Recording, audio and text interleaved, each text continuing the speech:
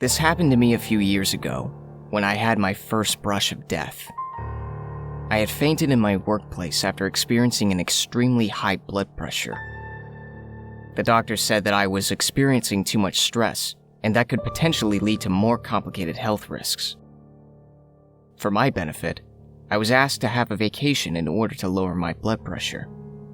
I decided to visit the little cottage my grandfather owned in the countryside. It was a few miles away from the forest, and it had a pretty view of the lake. I packed my bag and began my week-long recovery vacation. As soon as I arrived at the cottage, I felt a sense of calm and security. I could tell that I was in for a wonderful week. Oh boy, was I wrong. On the first night, after unpacking some of my things, I went to the kitchenette and made myself a hot cup of tea. I sat in the cottage's dining room and watched the rain fall softly when I suddenly heard something run across the room upstairs. I set my teacup down and made my way up to see what caused the sound. I looked through the 2 bedrooms and bathroom and noticed that one window had been opened.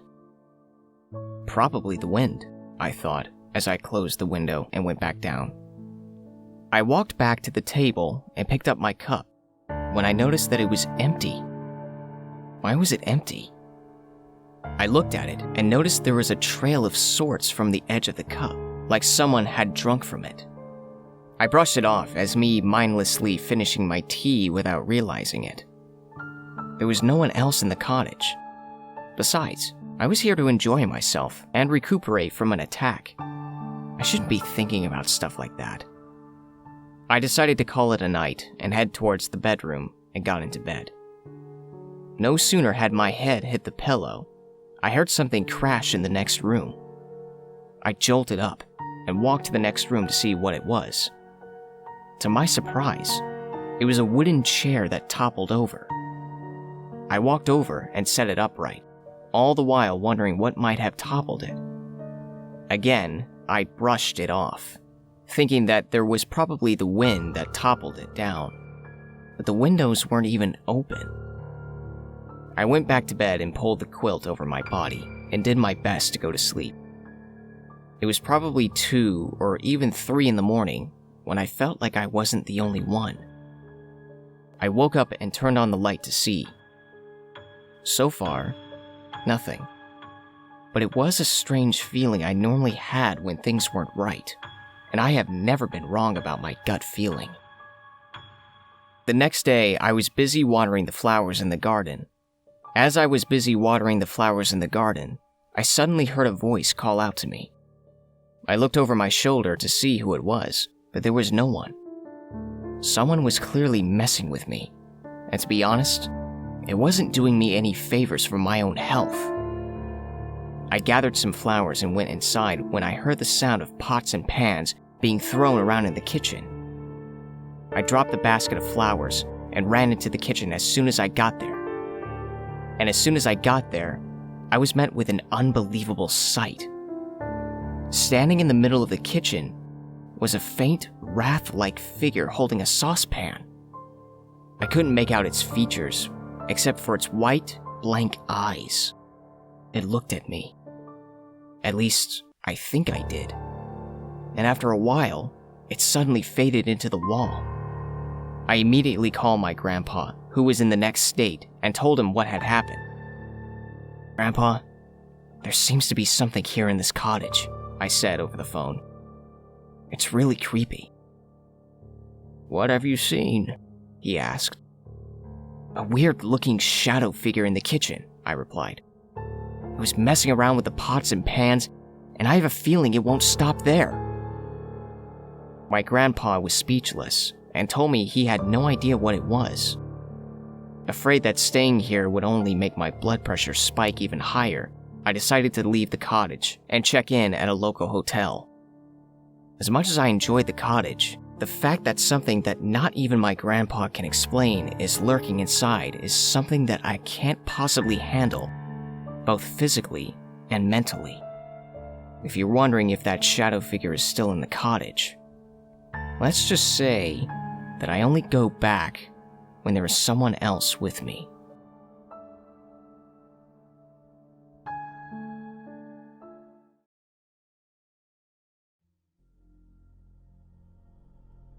It was early morning in the city when I finally arrived. First day of college was just around the corner, and I needed to get settled in the small apartment I rented. The moving vans wouldn't arrive for another 8 hours, so I decided to roam around the apartment complex and familiarize myself with the surroundings. My heart was beating fast, and there was a tingle in my fingers. I was very excited to be living in a new life in a new city. On my way up exploring, I came across a blonde girl who looked like she'd just finished jogging. She noticed me looking at her and smiled at me. "I haven't seen you around. Are you new?" "Yes, I just arrived. I'm here to attend college. You?" "Same. I'm a second year though. Why didn't you go to the campus dorms?" "I considered it, but..." I grinned at the girl. "It's cheaper here, and I get my own room." "Ain't that the truth? Listen, I gotta change out of these sweats. I'll see you..." She looked at me inquiringly. "It's room 410, I told her. As the girl went back inside her room, whatever misgivings I had vanished in one fell swoop. If everyone here was as nice and friendly as she was, I had nothing to worry about. My happy reverie was interrupted by a sudden chill that ran up my spine. I quickly looked behind me. There was no one there. Was someone watching me? No need to be paranoid, I thought to myself. It's a new environment. Of course I haven't adjusted yet. As I walked down back to the 4th floor, I locked eyes with someone peeking out of his slightly open door. It was dark in their room, so I couldn't make out their face, just the faint glint of their eyes. Nevertheless, I flashed a smile to be curious. Bang! The sound of the door slamming made me jump. Looks like they don't want to make friends right now. Too bad, I thought. Their room was right next to mine. My things didn't arrive that day because of a mix-up with the schedules. I had no choice but to spend my first night in a virtually empty room. That night, I watched videos on my phone and scrolled through Facebook until 11:30. Then I tried to fall asleep when I heard something from the wall next to my bed. Knock, knock, knock. It should be coming from the room next to mine, where that shy person lived. I knocked back on the wall in reply. Knock, knock, knock. "Hi, neighbor," I said through the wall. I wonder if my neighbor heard me, but the knocking had stopped anyway. After a period of silence, I fell asleep. The next day, I spent the rest of the morning walking around the city. I went back to the apartment building as soon as I got the text from the moving company that said all my stuff arrived. With all my stuff now in my room, I slowly started to unpack when I heard a knock on my door. It was the blonde girl that I met earlier that morning. "The name's Janine. I thought you could use a proper welcoming party." And then she brought out a tray of cookies. My stomach grumbled on cue, making us both laugh. We both decided that cookies wouldn't be enough, so we went out for some burgers and fries. Leaving the tray of cookies on top of my boxes of things, Janine and I headed out for an early lunch. Janine was really nice. As we ate our burgers, she let me ask questions about her, the college we were going to, and the best places to hang out in this city. "Are there any cute guys in the building?" I asked her. "There's a few on my floor, and 2 on the 1st floor. Most of them are taken though, so you better act fast." "No one interesting on the 4th floor?" "I don't know anyone on the 4th floor aside from you, actually." I was ready to let the issue go, but what Janine said next sent shivers down my spine. "I think you're the first person to rent a room in the 4th floor in over 6 months. She's clearly mistaken. I ignored the pit I felt in my stomach. I can't expect her to track everyone in the building, I rationalized. Later, as we walked back to my room, my eyes darted on my neighbor's door. There seemed to be damp footprints leading out of the door. As I followed the trail of dampness, my heart skipped a beat as I saw the footprints lead into my room with the door now ajar. My blood ran cold. Janine swore out loud. "Did you forget to lock your door?" she asked. She obviously didn't see the footprints. I wordlessly went inside my room, Janine following closely by. My boxes were all slashed open. My clothes and books littered the floor. The next thing I knew, I was sitting on my bed while Janine and the apartment manager were discussing with the police officer regarding the break-in. Thankfully, none of my things were stolen. Whoever did this was probably just messing with me, the building manager said. Janine demanded that he installed CCTV cameras and better locks, and the manager promised me I could change rooms or even transfer to another floor if I felt unsafe. After all, you're the only occupant on the 4th floor. It can get lonely.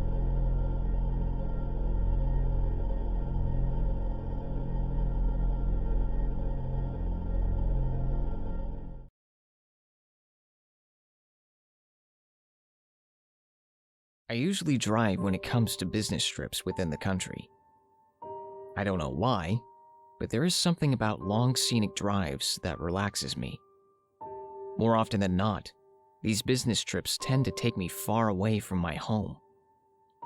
So, I end up booking a room for the night in one of many motels and roadside inns that were littered along the highway.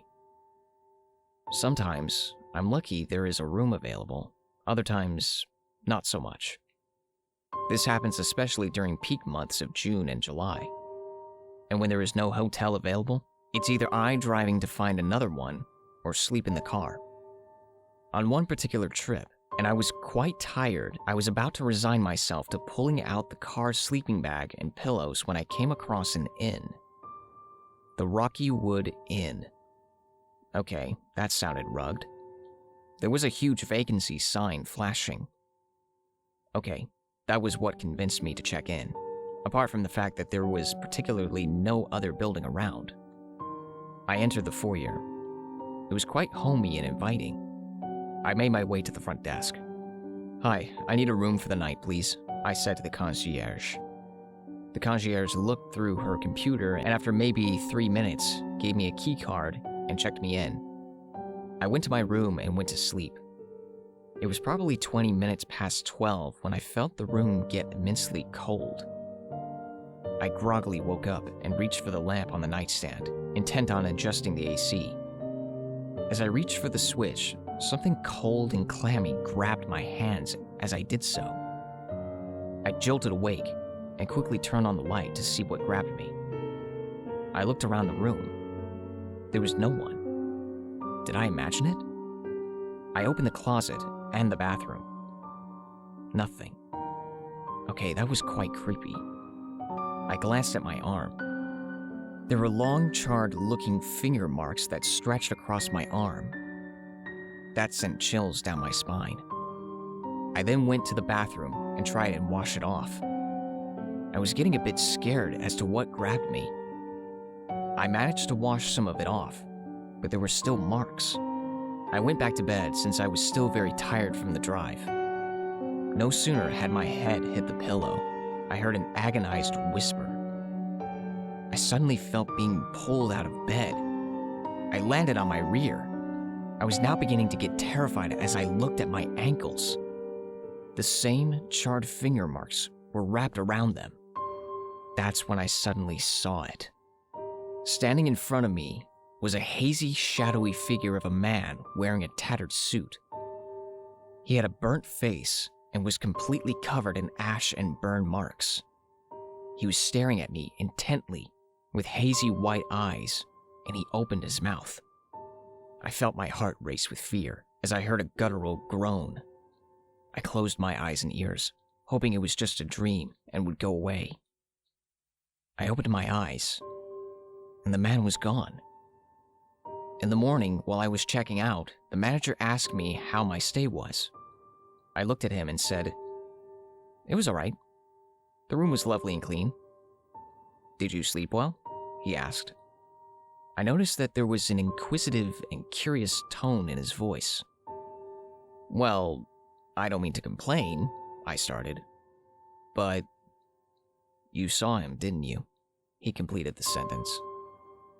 I looked at him and then asked about it. He then said, "In the early 60s, this roadside inn attracted all types of folks. One of them was a mafioso.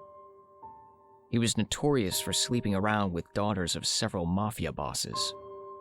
One day, he went too far and slept with the daughter of a very dangerous mafia boss. When he found out, the boss sent his men to the room where the man was staying. They locked the man in, and they set the room on fire. The man died, and the room was rebuilt. But ever since then, guests who stay in that room often feel cold and they see him. The manager said, more often than not, guests tend to request for room changes when they see him, or they simply check out. If the room I was staying in was haunted, I started, why check me in that room? It's strange, he replied. But when my front desk looked at the room availability, only that room appeared. Which was strange, because I personally looked at the availability right after, and there were other rooms as well. It's as if something or someone wanted you there. I did not like the sound of that. I remained calm as I drove out of the driveway. I tried my best to avoid the view of the burnt man staring at me from the window. I still drive town to town, mind you, but nowadays, I check in at hotels at least a day earlier or via online booking. I'd rather invest in a good night's sleep than another night of terror.